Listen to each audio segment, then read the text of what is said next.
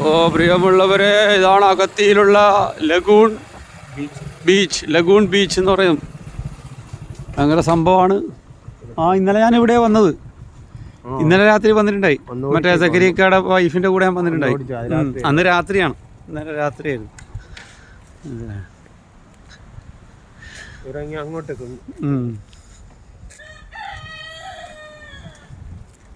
അതിങ്ങനെ ഇതിലുള്ളത്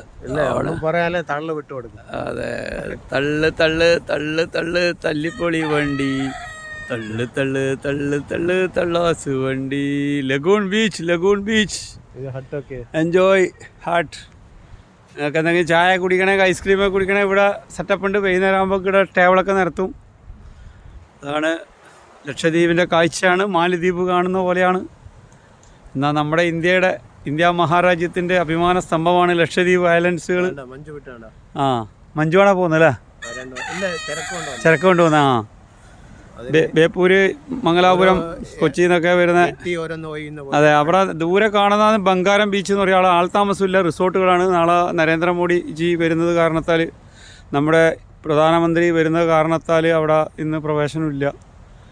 ഇന്ന് 2 ദിവസത്തേക്ക് ഉണ്ടാവില്ല. അതിനുശേഷം ആളുകൾക്ക് പോകാം. ബംഗാരം ബീച്ച് എന്ന് പറയും. അത് റിസോർട്ടുകളാണ്, ലക്ഷറി റിസോർട്ടുകളൊക്കെയാണ്. നമുക്ക് സന്ദർശിക്കാനൊക്കെ പറ്റും. അടുത്ത ഘട്ടത്തിൽ പോകും ഇൻഷാ അല്ലാഹ്.